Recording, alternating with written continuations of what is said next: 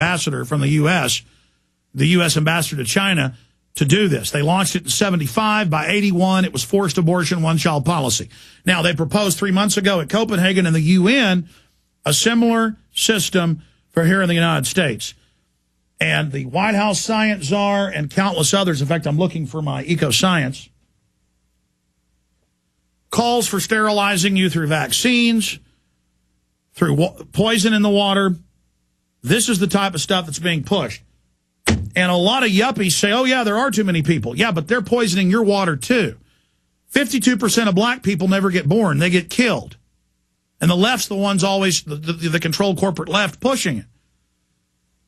This is so diabolical, ladies and gentlemen, that we've come to the point where Mao Zedong, the greatest mass murderer in all of recorded history, no one has killed more than Mao Zedong, no one debates that, is praised. Shifting gears, Paul Joseph Watson wrote an article about the government running demonization pieces of, in fact, will you guys pull it up, because for some reason I couldn't see it in my stack. I thought I printed it today. Demonizing anyone who doesn't think the vaccine is good for you. It's kind of like those corn syrup ads you've seen. All the studies show it links to diabetes. All the studies show it's got mercury in it for some reason. That's Washington Post. Right at half of corn syrup products have mercury in it. But they run an ad where the woman's the expert and the man's always an idiot. Or another neighbor woman's over and the woman explains to her she's a moron, that corn syrup's wonderful. Why do they do that? Not because women are stupid. Why do they target women? They target women because women make over 80% of the household purchases in all the major studies. And so they know women are the ones reading the back labels. Notice you can't buy chewing gum now in any store that I've seen that doesn't have aspartame in it, even if it's not sugar-free.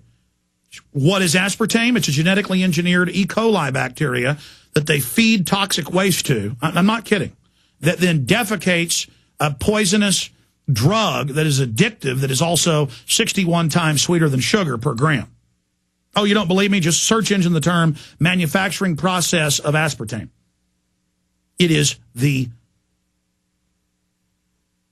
excrement of a genetically engineered bacteria. The Pentagon was trying to study chemical weapons in the 60s and came up with this, and they gave it to Donald Rumsfeld at Searle and Monsanto to come out with this. And I could just go on, ladies and gentlemen.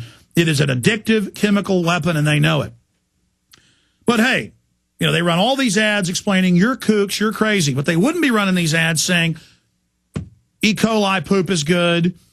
They wouldn't be running ads saying mercury's good for your brain. They wouldn't be running ads saying that all these toxic substances were good if people weren't waking up. And the federal government's dished out money to all the states to run these. This is this particular clip out of Kentucky. But there's a bunch of states running different variants of these. And if you question the vaccines and think anything in it's bad, you believe in space aliens and that the vaccine is space alien genetics. So we're going to go ahead and play this clip.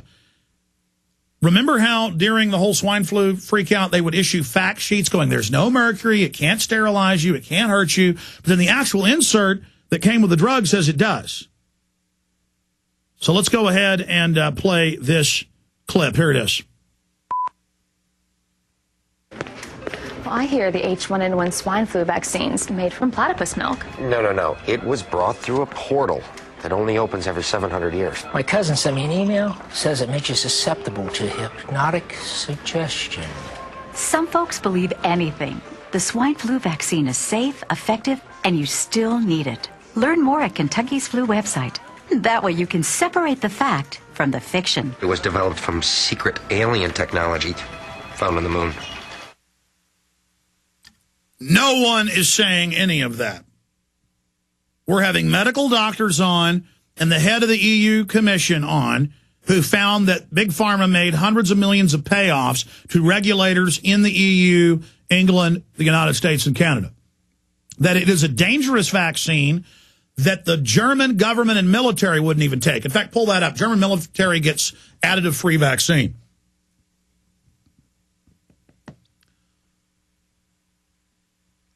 We could pull up 31% of homeless given bird flu vaccine die. London Telegraph. I mean, the people are dying and getting sick. The Gardasil shot's killing masses of people. It's admitted it's killing people. The anthrax shots killed tons of our troops. The Pentagon even found that 9 years ago. They admitted it and stopped giving it. But no, we're space aliens. See, that's all they do. And they have the Southern Poverty Law Center gets up on TV and says, you believe in space aliens if, you believe there's a world government. Let's bring Jason Burmis in here, please. It's now time for him to be on. I wanted to sit back in this segment and the rest of the next segment to have Jason just read over the bill, because it seems like the mainstream media doesn't even know what's in this Cybersecurity Act. Then Ron Paul is coming up, and talk right into that microphone, Burmis. Thank you. Jason's done a lot of research on this, and I meant to cover this yesterday. But, Jason, you've got the floor at the end of this segment, the next segment. So go over it for us. Well, thank you so much, Alex. What's being set up here is not only a federal cybersecurity program, but also a localized cybersecurity program. And this kind of harkened back to you going to SeaWorld and talking about how you are going to be trained from kindergarten up to work on these little mindless computers and surveil everybody. And that's what this is. It literally states that they are going to have scholarships for K through 12 students. So you as a parent will get a note home for your fourth grader that Tommy is going to be in the Junior Computer Genius Society, and he's going to do a summer internship for the federal government. And it says in here to get these scholarships, and we all know everybody wants a scholarship. Everybody's going to need a grant. We're going into an economic depression, Alex, so everybody's going to clamor to these jobs. They're going to recruit the best and brightest to run the literal slave grid they've put into place. And what they're going to do is they're going to use front organizations. So they're going to use foundations, okay? They are going to use the smallest of businesses. In fact, they're targeting businesses with less than 100 people that they can't get under their thumb immediately with this bill, with, again, funding. And this also creates a society where if something is exposed, if they are exposed as illegally wiretapping, surveilling someone illegally, they can localize it. They can say, no, it's just this foundation front. It's compartmentalization all in this bill. It's nightmarish. And the guest you had on yesterday literally said he had not read this thing. They're going to put the entire internet under the control of the FCC and NIST.